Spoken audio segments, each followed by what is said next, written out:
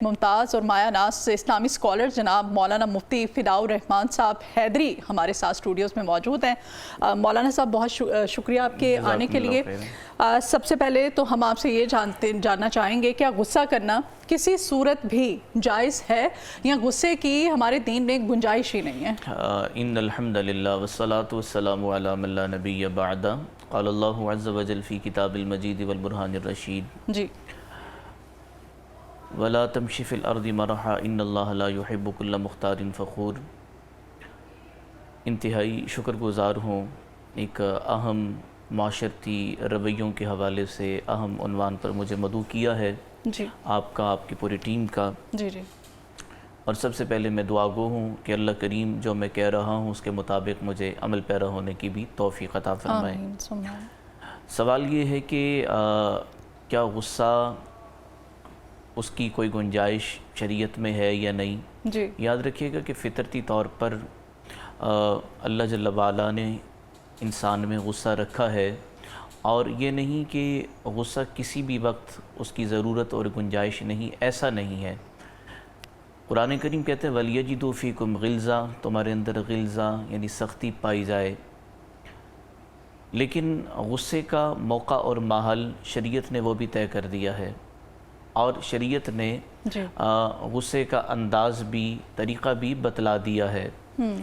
लेकिन चूँकि मुआशरे में आम तौर पर गुस्से के हवाले से जो हमारे रवैये हैं या अंदाज़ हैं वो इंतहाई भयानक हैं, वो शरीयत मुताहरा से क़तन मुतसादिम हैं। इसलिए हम आज जिस गुस्से को लेकर चल रहे हैं वो सोसाइटी में वो तर्ज़ अमल है जो अफराद साजी के बजाय तखरीब साजी में है और माशरे के लिए तबाकुन साबित हो रहा है। हमने उस गुस्से को डिस्कस करना है, लेकिन जो पॉजिटिव वे में जो यानी गुस्से का जो मैंने जिक्र किया गुंजाइश है, हाँ, उसको भी इंशाअल्लाह जिक्र करूँगा। लेकिन कुरान करीम हमें ये कहता है वलियजिदू फ़ीकुम गिल्ज़ा, तुम्हारे अंदर गिल्ज़ा पाया जाए।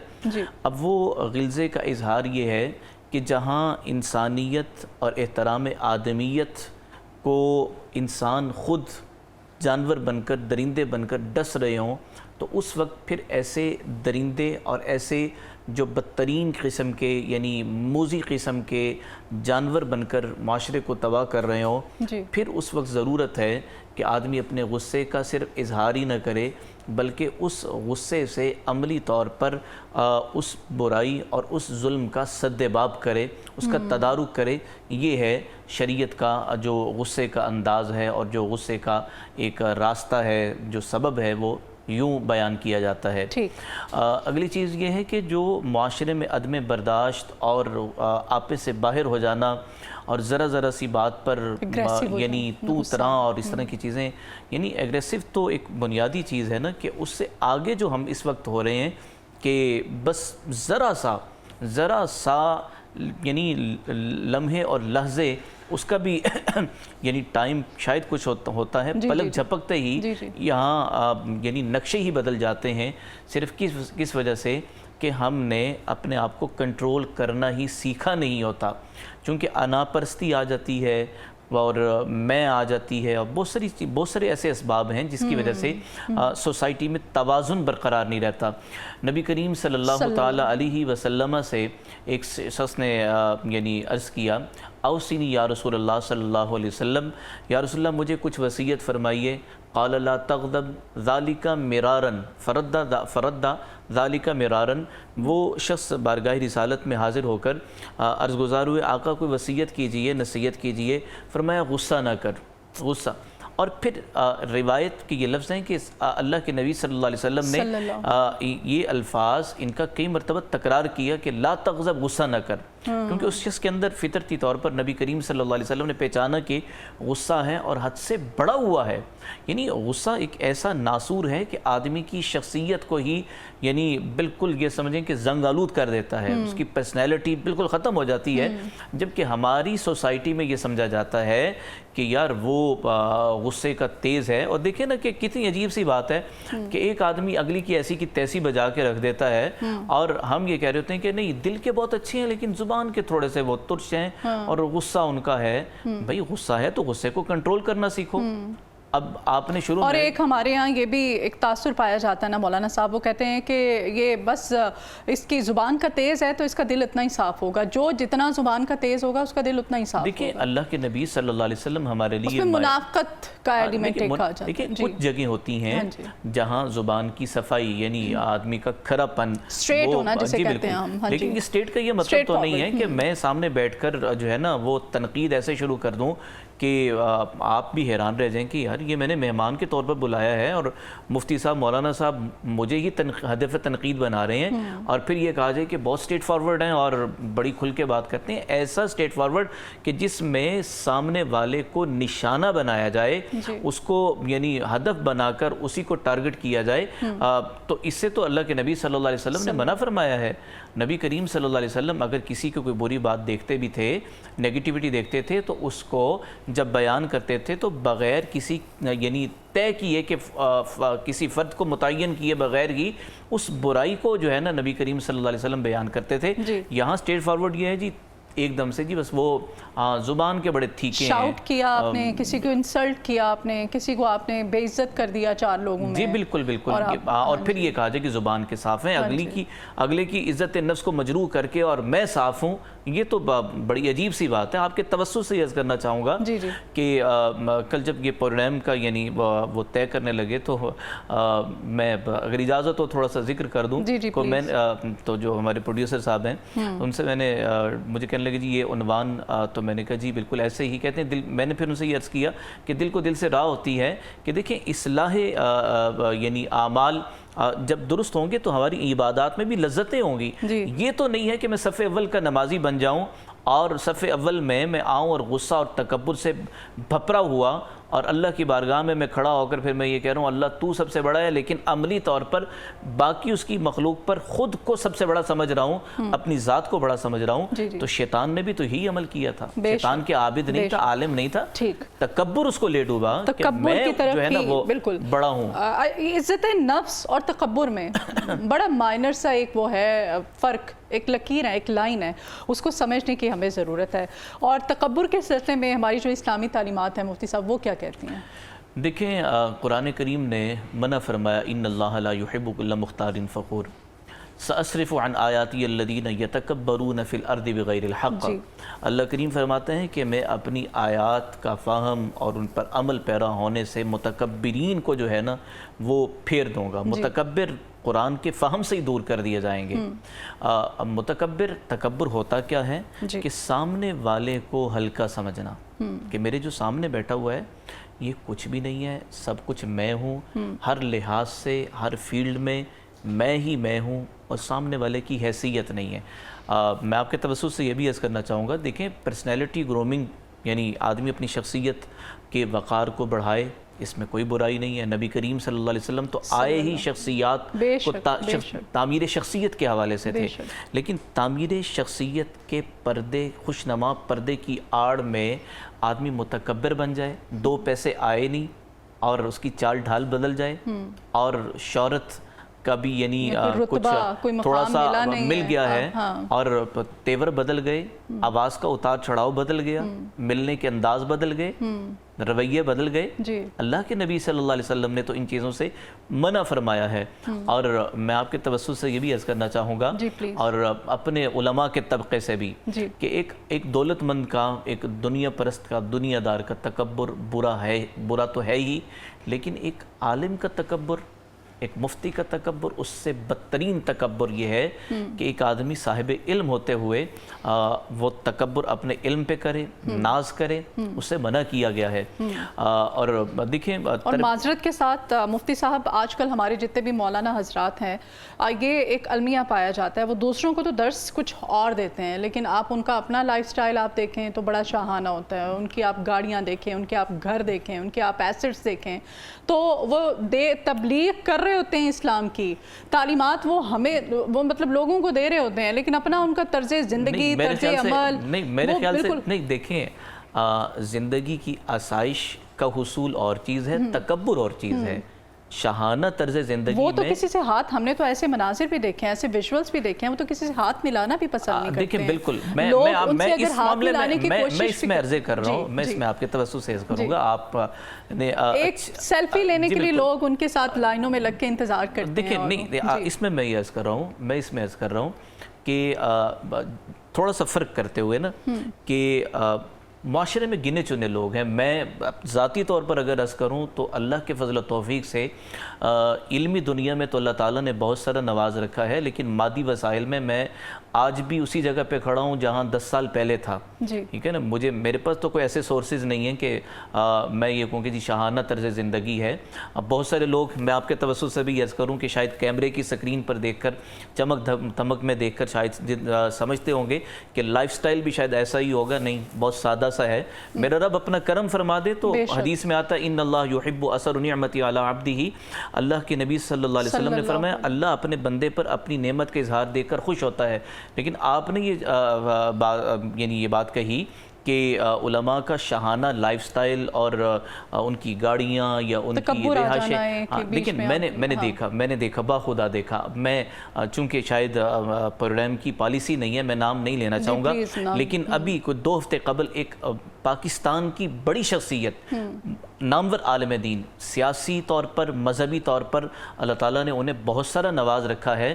اور یہ عرض کر دوں کہ حکومتوں کے جوڑ توڑ ان کے ساتھ رہتے ہیں، اشارتاً میرے ناظرین سمجھ سکتے ہیں. لیکن میں یہ عرض کر رہا ہوں کہ میں ان کے پاس گیا باخدا، وہ لاہور تشریف لائے ہوئے تھے اور 5-6 مرلے کا گھر تھا. میرے ذہن میں یہ تھا کہ شاید پی سی میں یا آواری میں یا کسی اور 5 سٹار ہوٹل میں وہ ٹھہرے ہوں گے، لیکن پتہ چلا کہ ایک نجی سوسائٹی میں کسی کے گھر میں ٹھہرے ہوئے. چھوٹا سا گھر تھا، 7 جڑے ہوئے گھر، وہاں وہ مولانا ٹھہرے ہوئے تھے اور زمین پہ بیٹھے ہوئے تھے. ہمارے سامنے یہ نقشے بھی تو ہونے چاہیے. باہر اگرچہ پروٹوکول کی گاڑیاں وہ سیکورٹی کے پوائنٹ آف ویو سے گاڑیاں کھڑی تھی، لیکن مولانا کی سادگی خدا کی عزت کی قسم بے مثال تھی. اور یہ نہیں کہ وہ کیمرے کے سامنے تھی کہ مولانا کیمرے کے سامنے جو ہے نا وہ سادہ بن گئے تھے. وہ تو وہاں اب کوئی تصویر بنی ہی نہیں تھی، کچھ بھی نہیں تھا. اور میری پہلی ملاقات تھی، میں مولانا کی جماعت کا بھی نہیں ہوں، کچھ بھی نہیں ہوں، صرف ملاقات تھی. اور اتنی خوبصورت ملاقات، زمین پہ بیٹھے ہوئے ہیں اور بالکل گل مل کے بیٹھے ہوئے ہیں. پھر مجھے حدیث طیبہ یاد آ گئی کہ نبوی طرز کیا تھا، سرکار دو عالم صلی اللہ علیہ وسلم کیسے تشریف فرما ہوتے تھے. اور میں نے عرض کیا نا کہ میں اپنے علماء سے بھی گزارش کروں گا کہ آپ، چونکہ میں تو خود ایک بحیثیت مولوی ہونے کی عرض کر رہا ہوں کہ ہمیں اپنے رویوں کو چینج کرنا ہوگا. اور یہ تکبر ایک بیماری ہے. بیماری اگر کسی کو زکام کی لگ سکتی ہے، سر درد کی لگ سکتی ہے، شوگر کی لگ سکتی ہے، تو وہ مولویوں کو بھی لگ سکتی ہے تکبر کی بیماری. لیکن ہمیں، چونکہ ہم معاشرے میں معالج کے طور پر ہیں، ہم معاشرے میں ماڈل کے طور پر ہیں، ہمیں خود کو سنوارنا ہوگا، اپنی ذات کو بنانا ہوگا، جو کہہ رہے ہیں اس کے مطابق بھی کرنا ہوگا. یہی میرا بھی پوائنٹ تھا. آپ بالکل صحیح، آپ نے میرا پوائنٹ سمجھے. میں یہی کہنا چاہ رہی تھی کہ آپ تعلیمات، آپ تبلیغ کچھ اور کر رہے ہیں، تعلیمات کچھ اور دے رہے ہیں، اور آپ کیونکہ آپ کو لوگوں کے لیے سمبل ہونا چاہیے نا. اور ہیں الحمدللہ بڑی تعداد میں ہیں. اچھا مفتی صاحب، غصہ اور تکبر، یہ ہماری جو معاشرتی اقدار ہیں، ان میں بگاڑ کس طرح سے پیدا کر رہا ہے؟ اور میں چاہتی ہوں کہ آپ بتائیں، آپ ایسے ہمیں طریقے بتائیں جن پہ عمل کر کے، ایسے مطلب سنت مبارکہ جو ہیں ان پہ ہم عمل کر کے کچھ بہتری اپنی پرسنالٹی میں اگر کوئی لانا چاہتا ہے تو وہ لے کر آ سکے. دیکھیں، سب سے پہلی بات یہ ہے، سرکار دو عالم صلی اللہ علیہ وسلم نصرت بالرعب، میری مدد کی گئی رعب کے ذریعے. یعنی اللہ کے نبی صلی اللہ علیہ وسلم میں رعب بھی تھا اور ساتھ شائستگی بھی تھی اور محبت بھی تھی، وقار بھی تھا، عزت بھی تھی، عظمت بھی تھی، جلال بھی تھا، جمال بھی تھا. سرکار دو عالم صلی اللہ علیہ وسلم کو اللہ تعالیٰ نے یہ خوبیاں عطا فرمائی. پھر آپ کے جھرمٹ میں اور آپ کی صحبت میں رہنے والوں کو بھی اللہ تعالیٰ نے یہ خوبیاں عطا فرمائی. اور آج کے دور میں جو آپ نے بات کی کہ ہماری معاشرتی قدریں جو ہیں، اقدار برقرار رہیں، تو اس کے لیے میں یہ سمجھتا ہوں کہ گھر سے تربیت کی ضرورت ہے. اینڈرائیڈ نے، سوشل میڈیا نے، جب سے یہ بے لگام ہو رہے ہیں پلیٹ فارم، تو بچوں کی تربیت پر بھی اثر پڑ رہا ہے. اور یعنی کانفیڈنس کے نام پر بچے آپے سے باہر ہوتے ہیں. آنکھوں میں آنکھیں ڈال کر بات کرنے کو ہم کہتے ہیں جی کانفیڈنس لیول بہت ہے. یہ کانفیڈنس کی بات نہیں ہے. معاشرتی قدروں کا تحفظ اگر ہم کرنا چاہتے ہیں تو پھر عاجزی سکھانا ہوگی، پھر بڑوں کے سامنے سر جھکانا سکھانا ہوگا، استاد کی قدر و اہمیت کو سکھانا ہوگا، والدین کی، خاندان کے بڑوں کی. بلکہ دیکھیں نا، تھوڑا سا پیچھے پلٹ کر جائیں، جو 30-35 سال کے لوگ ہیں تو وہ اپنے جب آپ بچپنے کی طرف جائیں تو محلے کے ہر بڑے سے جو ہے نا وہ بچے ڈرتے تھے کہ یہ میرے محلے کے انکل ہیں، تو ان کے سامنے بچے ڈر جایا کرتے تھے۔ آج تو اپنے ہی گھر والوں سے بچے جو ہے نا وہ باغی ہو رہے ہیں، آرگو کر رہے ہوتے ہیں۔ جی بالکل، دیکھیں بچوں کے ساتھ آج اب کچھ نئے تقاضوں کو بھی سمجھنا ہوگا، آرگو کرنے سے منع نہیں کرنا، لیکن ان کو سکھانا ہوگا کہ بیٹا یہاں آپ کا بنتا ہے، جی یہ لیمٹس ہیں، یہ ڈومینز ہیں، یہاں آپ نے رہنا ہوگا، اس سے آپ آگے نکلیں گے تو یہ آپ کے لیے بہتر نہیں ہے۔ اور تکبر اور غصے کی بات جو ہے نا عنوان جو چل رہا تھا کہ اللہ کے نبی صلی اللہ علیہ وسلم نے وصیت فرمائی کہ غصہ نہیں کرنا، تو ہماری چال ڈھال میں دیکھیں وقار، آپ کسی بھی منصب پر ہیں، آپ نے اپنے منصب کے تقاضوں کو برقرار رکھتے ہوئے بہت ساری ریکوائرمنٹس ہیں ان کو آپ نے پورا رکھنا ہے، لیکن مخلوق خدا سے محبت ہو۔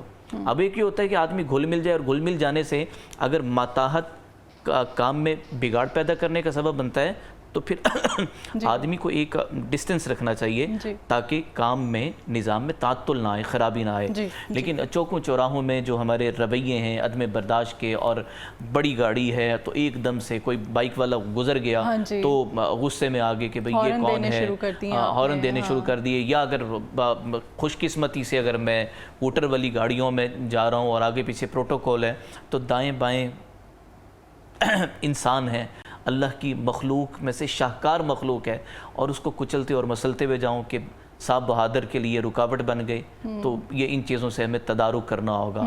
اور آپ کے توسط سے بالادست طبقوں میں جو لوگ شامل ہیں، خصوصاً جو مقابلے کے امتحانات پاس کر کے آتے ہیں، میں ان کے ٹرینر سے بھی یہ کہنا چاہوں گا کہ اپنی تربیت کے اندر خدا را آپ طرز فاروقی کو شامل کریں کہ جو بے کسوں کے لیے، بے سہاراؤں کے لیے اور مظلوموں کے لیے کیا طرز عمل تھا اور ظالموں کے لیے کیا طرز عمل تھا، تو کیا ہم بھول گئے حیدر کرار شیر خدا کو بھول گئے، حسنین کریمین کو بھول گئے، اولاد علی میں سے رضی اللہ تعالیٰ عنہ۔ اب یہ بات سنا رہا ہوں کہ ٹائم آپ کا یعنی کم ہوگا، لیکن یہ بات مجھے سنانے دیجیے گا۔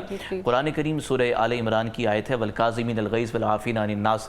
حضرت علی بن حسین رحمہ اللہ تعالیٰ ان کو باندی وضو کروا رہی تھی، اور پانی کچھ تھوڑا سا کپڑوں پر گرا، تو اب وہ بندہ وضو کر رہا ہو، کپڑوں پہ گر جائے، ایک طبیعت میں تھوڑا سا یعنی آتا ہے، غصہ سا آتا ہے، فوراً اس نے پڑھا والکاظمین الغیظ، کہ ایمان والے کون ہیں، اپنے غصے کو کنٹرول کرتے ہیں، اور پھر ساتھ ہی پڑھا والعافین عن الناس، فرمایا تجھے معاف بھی کیا، واللہ یحب المحسنین۔ پھر اس باندی نے اگلی آیت پڑھی اللہ احسان کرنے والوں کو پسند کرتا ہے، فرمایا میں نے تجھے آزاد بھی کر دیا۔ یہ ہیں اہل بیت علیہم الرضوان، اللہ اکبر۔ دو جہانوں میں جو اللہ نے جن کو حکمرانی عطا فرمائی ہے، اس گھرانے کی تربیت یہ ہے کہ عجز و انکساری ہے، محبت اور مودت کا معاملہ ہے۔ اور آج خدا را میں اپنی ذات کو بھی مخاطب کر کے کہہ رہا ہوں کہ میرا رب مجھے بھی سادگی، عاجزی، انکساری اپنانے کی توفیق عطا فرمائے، اور حضرت والد صاحب دامت برکاتہم القدسیہ کا میں شکر گزار ہوں آپ کے پروگرام کے توسط سے بھی، کہ جن کی تربیت لمحہ بلمحہ رہتی ہے کہ بیٹا اگر اللہ تعالیٰ شہرت عطا فرما رہے ہیں تو میں ٹی وی میں دکھائی دے جا رہے ہو، لیکن دوسری طرف گھر کا کوڑا بھی خود پھینک کر آؤ تاکہ تکبر ختم ہو۔ آج بھی اس عمر میں بھی والد صاحب اکثر گھر کا کوڑا جو ہے نا وہ پھینک کر آتے ہیں کہ تکبر اندر نہ آئے، سودا خود اٹھا کر لاتے ہیں کہ تکبر نہ آئے، اور یہ تربیت ہمیں بھی کروا رہے ہیں۔ اللہ مجھے اپنانے کی توفیق عطا فرمائے، آمین، اللہ سب کو توفیق دے۔ ماؤں کو کیا میسیج میں چاہتی ہوں آپ دینا چاہتے ہیں جس وقت مائیں ہمیں دیکھ رہی ہیں، دیکھیں بالکل میں اپنے بچوں کی تربیت کے لیے آپ بتا رہے ہیں اسمارٹ فون کا آج کل ظاہر ہے اب جدیدیت کا دور ہے، جی بالکل، اس میں عرض کرنا چاہوں گا کہ مائیں کہنے سے زیادہ کر کے دکھائیں۔ جب مائیں کر کے دکھائیں گی، اور کر کے دکھانے میں یہ کہ دونوں ہی ماڈل ہیں نا، والدین ماں اور باپ دونوں۔ باپ چونکہ اکثر اوقات گھر سے باہر ہوتا ہے، زیادہ وقت باہر گزرتا ہے، لیکن اگر دونوں ماڈل بننا چاہیں کہ ہم نے ایک دوسرے کی عزت اور تکریم کا معاملہ کرنا ہے، اور جو جس کا مقام اور منصب ہے، خامد کی طرف سے شفقت کا معاملہ، بیوی کی طرف سے حد درجے کا ادب جب ہوگا تو بچے دیکھیں گے اچھا اماں ابا کا ادب کر رہی ہیں اور یہ مقام و مرتبہ ہے، تو لا محالہ ان کے اندر یہ چیزیں آتی چلی جائیں گی۔ اور اسی طرح سے مائیں اپنے بچوں کو صرف ڈانٹنا اور ڈانٹ ڈپٹ کر مسئلے کا حل نہیں ہے، عملی طور پر جب خود کر کے دکھائیں گی، اپنی طرف سے کر کے دکھائیں گی، تو بچوں کے اندر یہ شعور جو ہے نا وہ بڑھنا شروع ہو جائے گا، اور پیار اور محبت۔ سب سے بڑی بات یہ ہے کہ آج मैं अपनी माँओं से, अपनी बहनों से, अपने भाइयों और बुज़ुर्गों से भी मुल्तमिस हूँ कि आज से हम सीरत नबवी का मुताला करना शुरू करें। नबी आखिरुज़्ज़मां हज़रत मोहम्मद मुस्तफ़ा सल्लल्लाहु ताला अलैहि वसल्लम की मुबारक सीरत को अपनाना शुरू करें और आका की सीरत में, आका की सुन्नतों में मोहब्बतों की तक़सीम है, इंसानियत और एहतराम आदमियत है, एहतराम आदमियत है।